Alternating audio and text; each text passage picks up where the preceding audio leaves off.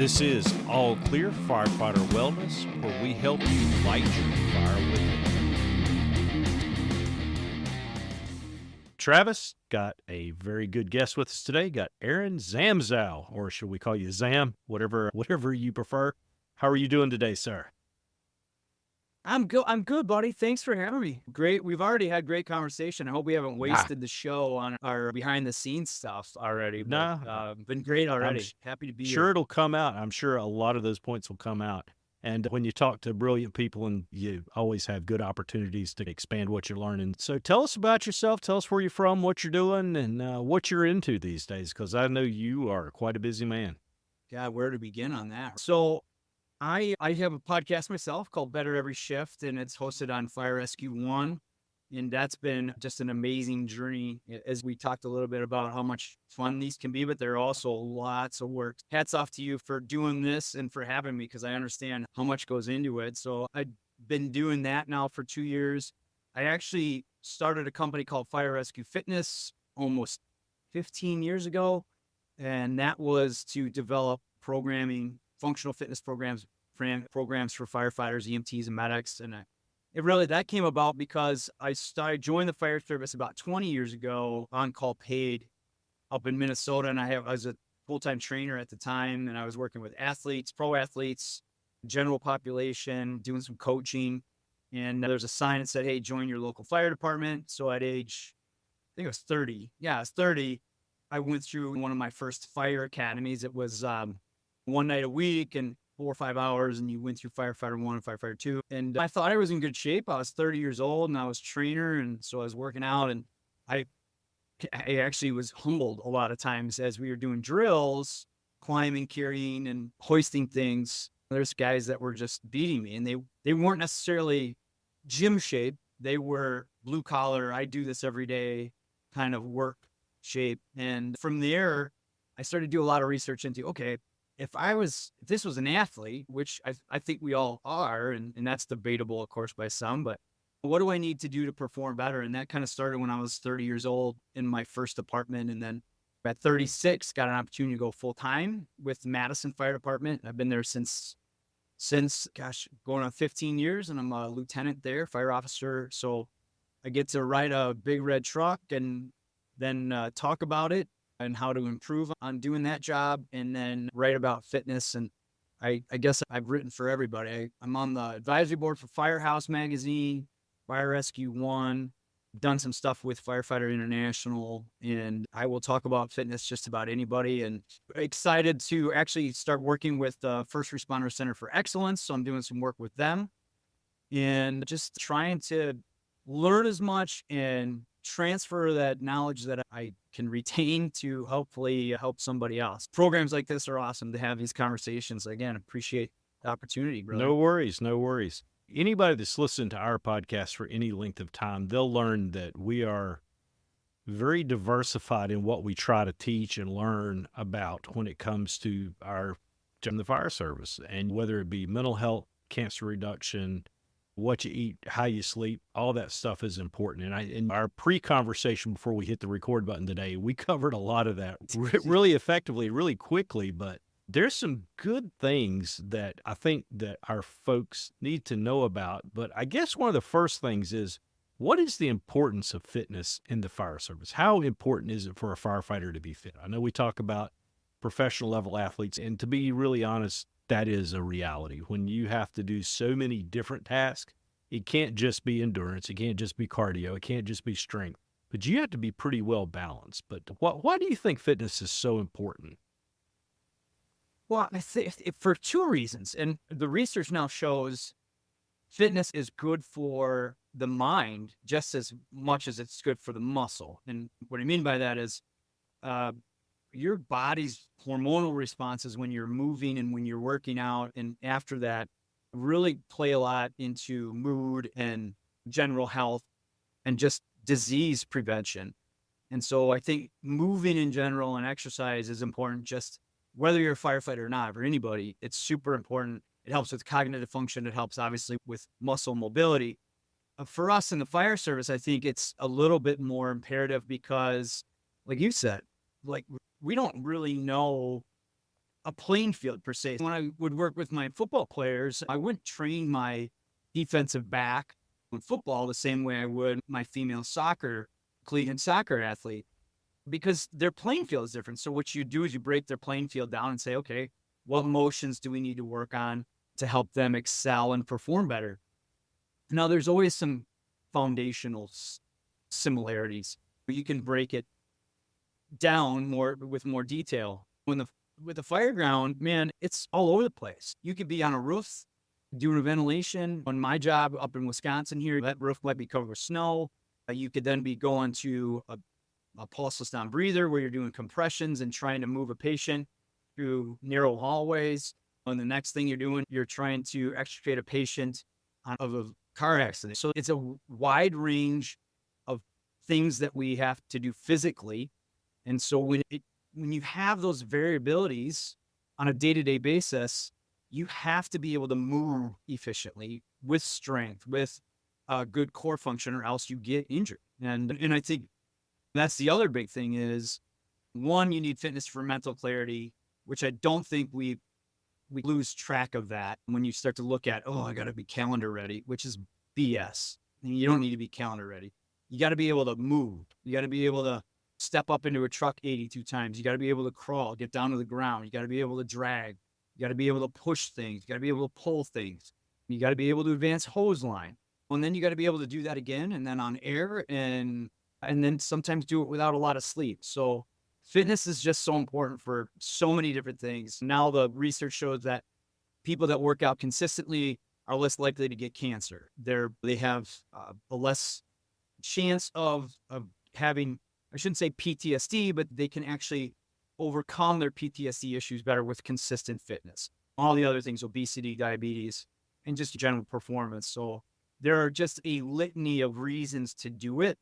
And I think the important part about it is, one, you got to stay functional with it. And I always ask everybody this question as far as exercise. If you haven't done exercise and you're just starting to get moving, whether that's walking for 30 minutes a day, great. Eventually, though, as a first responder, as a firefighter, you want to be moving for purpose, meaning your workouts need to, I think, one of three things. They need to improve performance, reduce injuries, and prolong career. And if you look at fitness in your workouts in that scope, you're gonna be okay. You're gonna make progress, and you're gonna continually make progress through your career.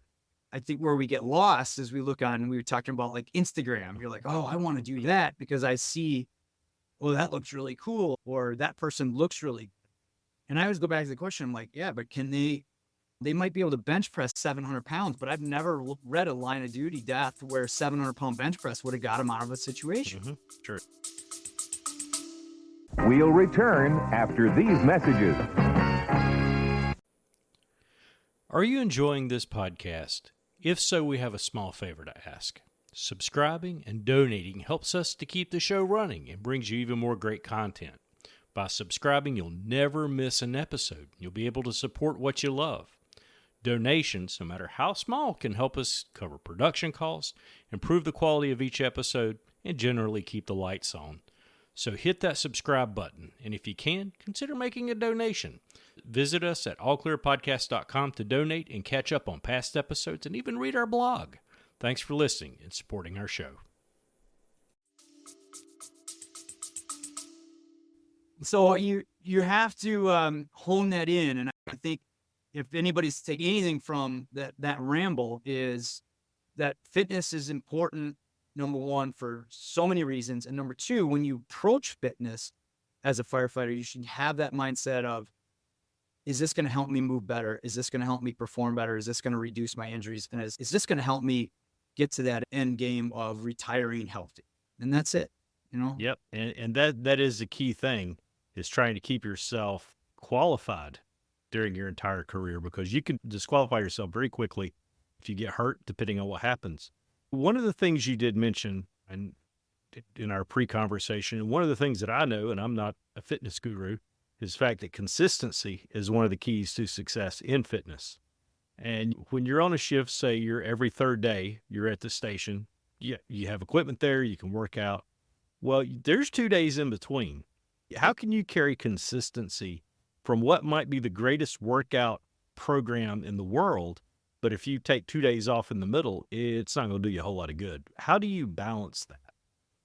Yeah, great question. As far as like the biggest mistake I think people make with their fitness is that they don't have a plan. We like, hey, every 3 days, I'm going to work out at the station. You got to do some more things in between that for numerous reasons. But then you go to the station and, like, what are you going to do today? I'm going to go do chest and try. Why? Because that's what so-and-so is doing. Then how does that play into your workout the next day or the day after or the next day? And a lot of times I just like to ask questions. Like we had said, say it again, reduce injuries, improve performance, and prolong career. I'll ask people that, how does that play into your Monday workout or your shift workout or your at home workout? And I get some blank stares and I'm like, let's start with that. Let's try to figure out some things you can do at home to help you do one of those 3 things. So to answer your question, let's say if you're working out on shift, my biggest thing is start with, you can always do cardio. You can always open the door, take the dog for a walk, kids for a walk, find a hill where you can walk up and down the hill. The other thing is, I'm 50 now, and you said you're 39. 47. Yeah, 39, I wish. I remember that a 39. long time ago. Yeah. What's the first thing that you lose? You lose the fact you can't move mornings are tough. You're a little stiffer, and so mobility. I see these young kids, they can bench press a house and they can squat a house, but I'm like, dude, you can barely touch your toes. You're 30 years old. Like another 10 years, you're going to really have trouble. And that's where you start to feel where you lose a step and you feel like I can't recover as quickly. So on the days off, if anything, focus on doing some 5 to 10 minutes of just some stretch and mobility work and get your body moving for at least 30 minutes, every single day. And I've worked with thousands of people over the years, and the ones that are successful, everybody says you need a rest day, you need to take a day off. Totally. I agree 100%, but I don't think you need to just sit on your butt for that entire day. I think 30 minutes every single day should be devoted to something that is improving your fitness. And so that can be 15, 20 minutes of stretching, some foam rolling, taking the dog for a walk. That's a great off day per se, because you're actually helping your body recover and rejuvenate. So what I have a little 15, 20 minute recovery workout. If I didn't get a lot of sleep, let's say I worked out on shift, I like to do like crew workout circuits with some members of my crew. We just set up 8 stations. We do them 3 times each. We time it in about 30 minutes. We do a couple warm-up exercises to work mobility, and then we stretch at the end. It's about 33 minutes, actually. So I'll do that at the stations. If we don't get sleep the next day I was supposed to lift, I would just do this recovery workout. And there's a little yoga in there. There's some just rehab movements we all have these ailments and injuries. And that's what I'll do. And then if I was supposed to do weights, I'll postpone it a day so I get some good rest in there. And it's all part of a, plan. I look at each week and go, okay, I have shifts these days. I have travel these days and commitments. So I'll take each week and kind of move workouts around. And I think that's what we all need to start looking at as more big picture, and then break it down into the week and then the day, and really just focus. I prefer to focus on the things that I'm not really good at when I work out at the station. So mobility, stretching, those are things I don't like to do. So I always try to get them in when I'm at the station. So long drawn out answer to your question is, have a freaking plan and start to figure out, you can do push-ups, push-ups, planks, and squats at home without any equipment. We're MacGyvers in the fire service. You can take a piece of webbing, throw it up over a tree, tie 2 little handles, and you can do, some rowing movements with it. There's some simple things you can do just to keep yourself moving. I think the biggest thing is to stay consistent. Dedicate some time every single day to improving your fitness. When you're older like us or like me, I got to do it just to maintain. And sometimes I look forward to it because you're like, I'm really tight today. I want to go stretch. Maybe it doesn't have to be 30. I'm up to 30 minutes, and I'll even do some deep breathing exercises. I've been trying to do not really meditation because I don't have enough brain cells, I think, to do that, but a lot of flexibility stuff and mobility stuff. And the other question I have for people, have you had any injuries in the fire service at all? I hurt my shoulder several years ago. And a lot of people are going, oh, yeah, I have too. Knees, shoulders, back. We all hurt them. When do you stop doing your rehab exercises for it? I don't think I've stopped yet. I still stretch. In fact, it hurts me a lot of mornings. I get up, do a little bit of yoga and work out that shoulder. And I still do that 10, 15 years later. You're one of the smart ones. But a lot of us will stop doing it after the shoulder feels good. Yeah. And you're right. You should always, there's always some things you could do. You can do, I call them prehab exercises. So I still try to do my shoulder exercise, even though shoulders feeling good, get those in there. So there's always something you can find. I know a lot of firefighters are challenged with family, but remember those old radio flyers of throwing the kids in the wagon and just pull them around for 15, 20 minutes and get the family involved with it. Take your dog for a walk, and all those things do add up to helping with consistency. It's funny. We just came back from vacation, my family and I, and we took our camper. We went out to a state park here in North Carolina, had a great time, but the thing I enjoyed the most was the fact that my wife and I and my son, we were able to go out and walk. It wasn't anything spectacular. We just walked a couple miles and just talking. I know that seems like you're not breaking a sweat. You're not getting, sometimes it's not about that. It's about keeping the motivation going.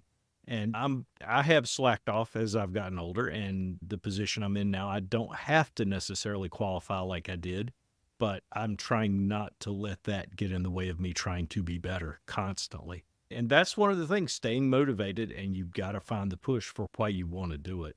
Yeah. But you had mentioned family, and when I was working a lot with just general population, a lot of times people would say, I can't work out, I got to get Jimmy or Bobby or Susie or whatever and do all these things for them. And I'd always go back and I'd say, what example are you setting for them for their own health when you're sacrificing your own health for your family?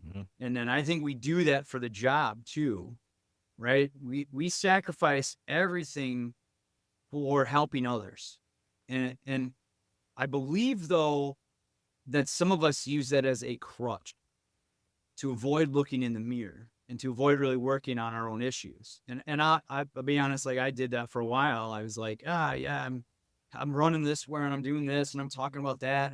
And before I knew it, 15 pounds came on. And it was because I was avoiding some things. And I think with parents, it's really easy to do that, but there are ways you can find to get 10, 15 minutes in that go a long way. Like you said, to stay consistent. So I know there's obligations, but there's also there's solutions, and there's a different mindset that you can take for that. Like you said, man, take your kids on a walk, and it's surprising how well they start to open up without a phone there, or right, and they start to see some things. So good for you. That's a great example right there. Well, I'll tell you one of the things that motivated me, and I'm not throwing shade on anybody because I am by no means the healthiest individual in the world. My son homeschools, and we went to a homeschool event a couple years ago, and I saw all the other dads there, and the majority of them were gamer dads. They were way out of shape. They could barely function when it came to holding a conversation. I'm like, I can't be like this. I cannot be like this. So that set a whole bunch of goals, including trying to eat better, trying to be better, and things like that. And sometimes we just have to look around us and see what we don't want to be, and that'll be that motivation to get us where we want to be. Yeah, exactly. And that's important too. It's important to set the example, but then as your children grow, you want to be able to be that active dad and to be able to experience those things with them. And you look around and say, okay, I don't want to be that example. And I think we could do that in the fire service too, right? Like you had mentioned, and we join it to make a difference. And sometimes that can get lost in the shuffle of all the other stresses. But Arnold Schwarzenegger has a book out there, and he says it best. He says, be fit enough to be useful. You don't have to be the most fit, but if you're on a crew, you want to be fit enough to be useful, meaning you don't want to be that person that everybody's worried about or has to work around, right? You want to contribute to it. And I think that is, if you are someone listening to this, you're contemplating working out, let that sink in a little bit and say, look, I just want to get to a point where I'm useful, where if we're going up on a high-rise fire, we're going up 4 stories, I don't want to be the person that's on floor 2 when everyone else is ready to go on 4th floor. And make that as your motivating point. And then think about, now I can get even a little more fit down the road. But if you're starting with unfit, get to useful first. Yep. Bring something to the table. Bring something to the table. Yeah. Yep, absolutely. So now, we were talking about, I have a jacked up shoulder. You mentioned how you're stiff sometimes waking up. I think that's the reality for all of us. But what are some good resources that that we can maybe look to when we start talking about workout safety? Because I know when CrossFit was the hot and big thing, we had more guys getting hurt doing that than getting hurt actually doing their jobs. Bad backs and knees all grew out of that. But what are some resources, some ideas that you could maybe give folks so that they can learn how to not hurt themselves when they're trying to make those gains? We'll return after these messages. Do you have an idea that you can't quite get out of your head and onto paper? Does your department need updated shirts? If so, you need to talk to the guys over at Studio Print Shop. We've been working with the guys at Studio on making some of our ideas become reality. Whether you need screen printing, embroidery, or graphic design, they have you covered. They're even working with the latest direct-to-garment printing technology to make your ideas come true. Check out their link on our website or go to studioprintshop.com and get 10% off your first order when you use the discount code All Clear. Studio Print Shop, creativity fueled by passion and vision.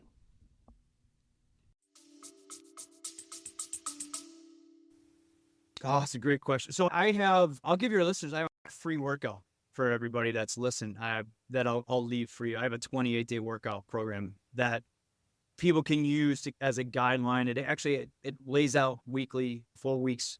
It actually has that prehab workout that I was talking about, that flexibility workout. So Firefighter Fitness, I have some resources there. We'll give your listeners a free one. My good friends Dan and Kerrigan and Jim Moss, who have Functional Firefighter Fitness for sale. That's on Amazon. That's a great book and reference for them. For anyone, I just talked to Dan earlier this week, and we talk a little bit about functional fitness and training. I do believe seeing a trainer, try to hire someone locally just to get the basics down of form and function. And I think the biggest thing is that you really need to take charge of your own fitness. So the pro athletes that I would work towards, the best ones, the ones that actually made the most money, the ones that did the best, were the ones that would always go, Zam, what are we doing today? And I'd be like, we're going to do plyo training today. And they're like, why? I'm like, good question, because we're doing footwork stuff today. There's a lot of what we call foot contacts, high impact foot contacts on this today. So that tomorrow we're doing recovery. Then we're going to go back to strength and then power the next day based on our goals. But they would ask and they would understand how and why we were doing what we were doing, because they could adapt it if I wasn't there, or they could start to give better input into it. When you look at fitness programming, one of the reasons why I like CrossFit, and I'll say, I think CrossFit can be really good, but I also believe it could be the other side of it.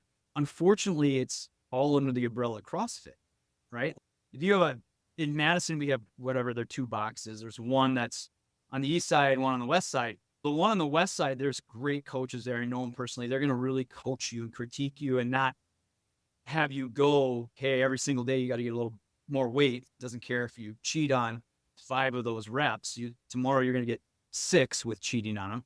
But the other side, the other gym isn't as good, so I think that's one thing that we have to look at. First of all is, look at the coaching, look at credentials, look at testimonials, but then ultimately come down to understanding what your body is, where your fitness is, and where you want to go. And when it comes to form, there's really just, I always tell people, start with form. You just got to remember 3 things. One is head is back. So it's good posture with your head and your chin back. What's your back doing? So protect your back and let it move naturally. And then make sure that you stay balanced within your stance. And then eventually you can get to single leg movements, or you can start doing a lot of the wobbly stuff, but like stick with the basic stuff. And the older you get, the more your ego lets you lift just lighter stuff to feel the right weight. That would be the other thing with form is you really need to check your ego at the door, especially if you're just getting back into it. Don't worry about weights. Worry about how it feels. Worry about really controlling the movements and staying with good form. If you keep that in mind and ego is the last thing you think of, you're going to be okay with that. And then the other thing is look for resources like Firefighter Functional Fitness, Fire Rescue Fitness. There's some other great resources through National Academy of Sports Medicine. Get a coach. I think you had mentioned you got a coach or a trainer just to look at how you're moving. And I still have coaches that I see, when I do my workouts.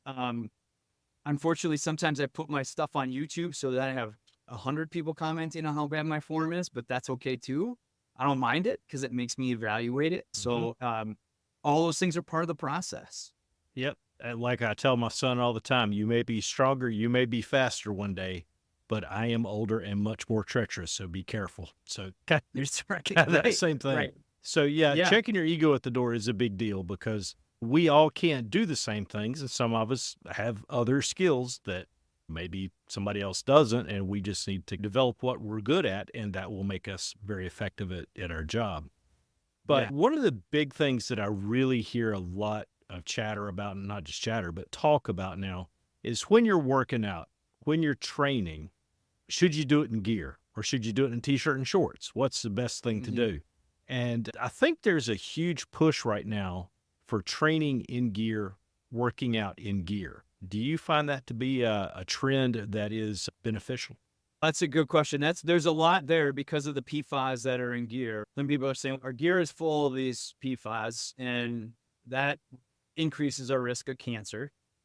And to that, I could say, that there are PFAS in gear, but we also have to come to the reality that we need the gear right now until there's a better substitute for it. I've had this conversation with somebody who's chewing. Got a big chew of tobacco. And they're like, hey man, I don't want to, there's PFAS in my gear. And I'm like, really? Well, just look in the mirror. What's in your lip? Wow, I've been chewing for years. Right. It's a risk that you obviously overlooked for many years. So now you're going to choose the gear as what you're going to take a stance on. And I was at a conference and I can't remember which one it was. And that just tells you I've been traveling a little too much. There's a research that said there are PFAS in your gear, but that's not really the issue. Nope. Right. The issue is all the things you can control that you're not addressing. And we're pointing our finger at one thing, but the reality is we could hydrate better. We could eat better. We could stay consistent with our fitness. We could be more functional with our fitness. We could focus on sleep. We could focus on mental health. And so I think one of the things with the PFAS in the gear, it's a little distracting for people that are looking for an excuse. Because I do find it's valuable because that's how we have to perform in that gear. It's heavy. It doesn't breathe very well. It is restrictive. And then also when you throw SCBA in there, it challenges your cardiovascular system because the SCBA can actually restrict obviously some airflow, which makes you have to work harder with it. So I take two kind of thoughts to this. I like to do minimal workouts sometimes. If I haven't been in my gear in a fire, if I haven't been on air, I try to do something every week. On air, in gear, minimal time. Sometimes it's because of shifts, it's every 2 weeks, but nothing more than 15 to 20 minutes. We'll do some circuits. I'll set up 5 or 6 different exercises, put my gear on, move through. I like to go on air whenever I can. And then once I'm on air, I like to stay on air. I'm crazy like that. But I think the more comfortable you are on air, obviously, the better off you're going to be. You should stay on air through overhaul as well. So I do believe that we need to train in our gear. And I don't like necessarily doing pull-ups in gear and deadlifts in gear. I like to do more fireground related things where you're carrying things upstairs, where you're maybe dragging some hose line LDH or you're crawling, right? Those are things that we need to be able to do.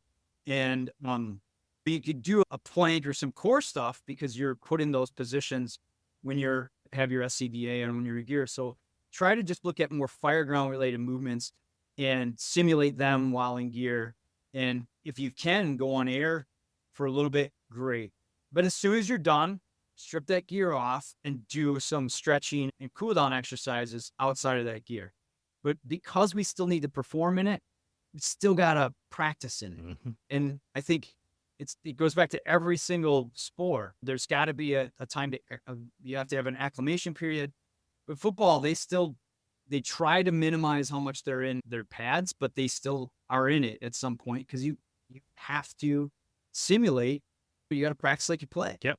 And so, like, for those that are out there shaking their head going, they have PFAS in them, I'm like, I get it, but we can't avoid that. And you still are paid, or you're expected to be able to move in that gear and perform in that gear. It's our obligation. It's what we promised to our community members and our crew members. Minimize it as much as you can, but still get some in so you can perform and do the duties you're supposed to. Yeah. PFAS is one of those things. I've had conversations with some of the guys at NC State University over here. Their textile labs, they develop next generation firefighting gear and they test everything. And there is such a deep conversation on that. And if somebody's crutching on that as to why they should never touch their gear other than a structure fire, they really do need to step back and take a look at it. Because if you're wearing Gore-Tex when you're fishing, guess what? You're getting some PFAS. There's some PFAS. Depending where you live, what you may have in you could be even higher than a firefighter in another part of the country just because of where you grow up or what's in your environment. So, a lot of food for thought on that. But I do believe that the industry needs to address it. Mm-hmm. When I was having a conversation today, I think part of the issue is that these manufacturers lied to us for years. And I think that's the main thing. They're saying, no, there's no PFAS in your gear. And when you got it independently tested, you're like, well, wait a minute. This is a lot higher than what you were indicating. Mm-hmm. And I think there's where the discussion needs to be is, all right, it's like the cigarettes, right? Yep. Like cigarettes don't harm you. And all of a sudden someone's like, wait a minute, you guys are hiding all this research? And to me, that's the part that leaves a really bitter taste in my mouth, is that here we are doing all this stuff to sacrifice to build our communities. And these businesses are like, you're fine. Don't worry about it. This is good stuff for you. It's going to help you. And I don't want to leave anybody off the hook. I think we need to really make some changes in it. Mm-hmm. But until we get those changes, we still have that obligation. So I just want to make sure, right? You and I, we could talk for hours on it.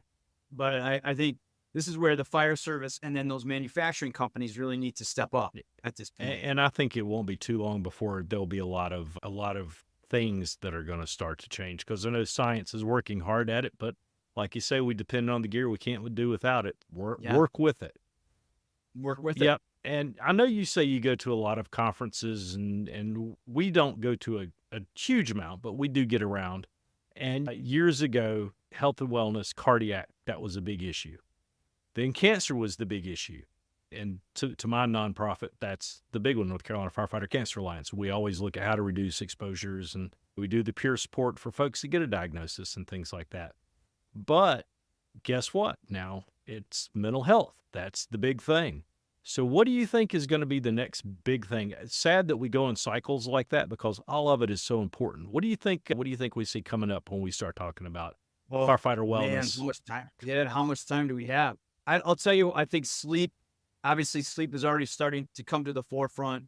And then my personal, where I'd like to see all this go, and I'm trying to push it a little bit. And part of it is my own mistake. I used to just be the fitness guy. I'd go to these conferences and they'd say, damn, how do I get in shape? And I'd offer pre-workout programs and nutrition programs, which we're going to offer to the listeners here. Thank you. But I'd still see that there's quite a few people that just didn't really benefit from it. And part of it was everybody's at different stages of their lives. And we have external things that I think play into it. But I really believe a lot of times as I looked into it, people couldn't work out because they were tired, or we weren't sleeping very well because of the trauma, the mental trauma. And then that led to poor decisions in nutrition. And those poor nutritional decisions really added more inflammation and made our systems worse, Mm-hmm. and so I think where it's going is you're going to have the sleep, and people are going to talk about 4-shift and different shift schedules. And I think it's great. But where I'd like to see it go is let's look at the confluence of all these things together, right? Let's look at eating and moving and sleeping and minding our mental health. And even I think treating people better, gratitude can play into that, and how building a solid resiliency protocol, right? Where you try to get to bed by 10 o'clock so you can get your 7 and 9 hours. You drink 80 ounces of water because you understand how that really helps to flush out a lot of the inflammation or the exposures that we have. I understand, like, nutritionally, there's a lot of great foods in the firehouse, but like those sugar spikes add to inflammation. Now, I'm not saying don't do it anytime, but just understand how that can play into you being crabby at 2 o'clock if you've had 2 of them in the morning, right? It's, eating foods that can help with inflammation, more vegetables, more fruits, more healthy fats, functionally training, which we focused and talked a lot about, but moving and exercising to help you improve performance and reduce those injuries. And that'll lead to prolonging career, as will focusing on creating a good kind of sleep habit or sleep awareness. You're not going to be perfect every night, but focusing on it a little more is going to help. And those small little details can go a long way. And then obviously working on consistency with it. And that down the line, I think that draws into accountability, right? Hey, are we going to get to a point where we need some accountability, more accountability testing or more accountability evaluations? And I firmly believe we need to a little bit. We owe it to the population. We owe it to the community to hold each other to at least a certain standard. So we are useful. And I think that's where we're going with it is you're going to hear a lot about sleep. And then hopefully you start to hear about, okay, how do I put all these pieces together to be a more resilient person? Because mental health, believe it or not, nutrition plays into it. Sleep plays into it. Anytime you go to now recovery, like addiction recovery centers, all have fitness as part of a mandatory component of it. So obviously the fitness side of that is very valuable. And I think just by continually trying to add a little bit here and a little bit there, people can create that protocol, which will help them throughout their career. And that's where I'm at. Like I try to do 30 minutes of exercise a day. I try to get 8,500 steps. I try to drink 80 ounces of water. I try to get to bed and power down.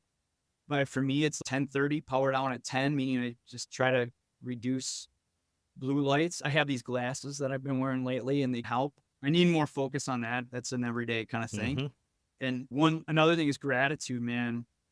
Just 1 minute a day helps a ton. Because you can sit at that kitchen table and you can get caught in the toilet bowl, as I like to call it, right? Where chiefs aren't doing this. We got this and this and this today.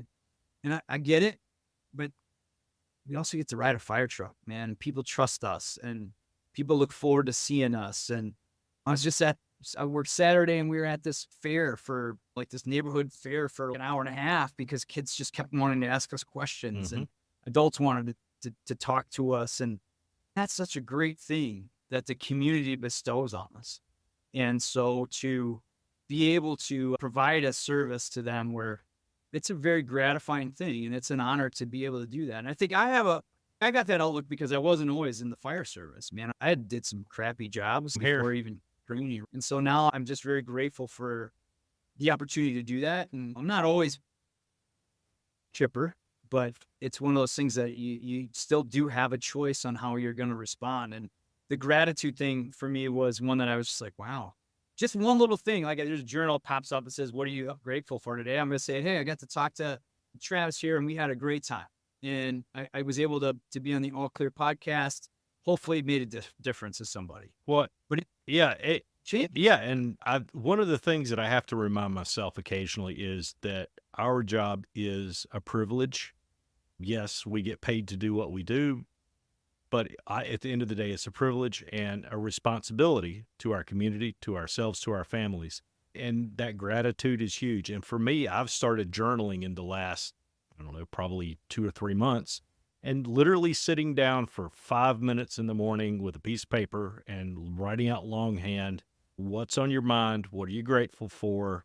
What do you find a challenge? That really helps to organize a lot of that and get it in check. And when you start doing all of those things, everything starts working. And the whole point of our podcast, we talk about light your fire within. We always say that at the end. That's because each of us need to become better firefighters. And we're just trying to put all those voices together like yours and so many more that we talk to, because everybody has something important to bring to the table and we all have to focus on it. And I appreciate you lending us your experience with fitness and overall well-being today. That was huge, and I greatly appreciate that.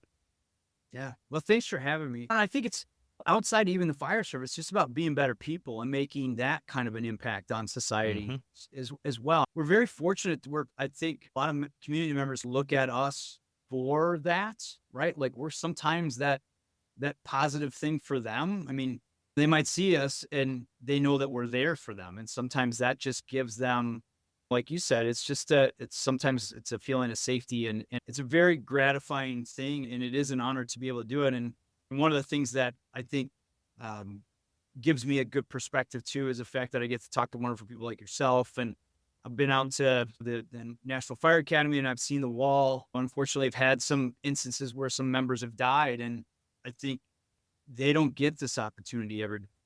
They're no longer with us. And so I just feel like it's our honor and we still are able to do it. So let's do it the best we can. And it is hard sometimes, but it's a heck of a lot better than a lot of the other stuff I was able to, or that I was doing in the past. Appreciate the opportunity to talk a little fitness and life. And I hope somebody takes advantage of this program. I'll send you the link. You can put it in your show notes. Absolutely. And if anybody has any questions or if they think I'm on to something or on something, they can reach out, and I'll leave you my email, but they can go to firerescuefitness.com, contact, and that's me. They can also go to the Better Every Shift podcast page, and that's me as well. And I'll try to leave you a link. Sure. But if somebody's out there struggling to stay consistent, when they need somebody just to email them every once in a while, I love doing that. We had mentioned it before. We're not the best with social media, but I love emailing people. And that's where the ZAM thing came up, because I was always typing my name. I'd be like sending people like, how's it going today? And then I'd have to type in Aaron Zamzow and I'd always mess it up. And so I'm like, heck with it. So ZAM, send. And I was able to get more emails out. And that's where that whole thing started. Productivity. Yeah. Productivity, right. Yeah. But thanks, man. Keep doing what you're doing. This is a great show. And I appreciate the opportunity. No worries. No worries. And allclearpodcast.com, you can go there and you'll be able to find all the notes. So if you go to guests of the show, you'll see Aaron's or Zam's, his whole profile and all his links and all that good stuff.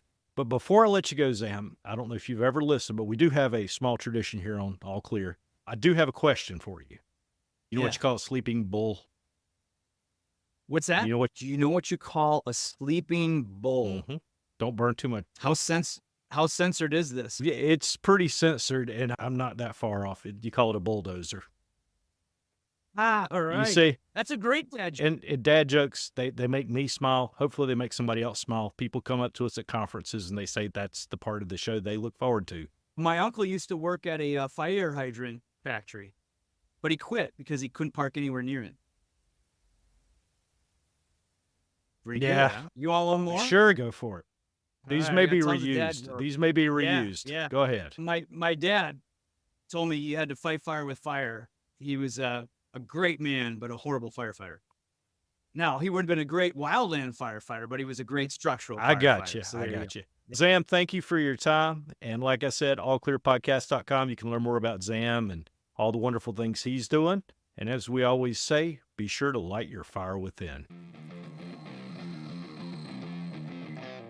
You have been listening to All Clear Firefighter Wellness. All Clear is presented by the North Carolina Firefighter Cancer Alliance. You can find out more about us at allclearpodcast.com. Leave us a message. We'd love to hear from you. If you like what you hear, tell someone. All opinions expressed on the podcast do not always reflect the opinions of the podcast. As always, light your fire within.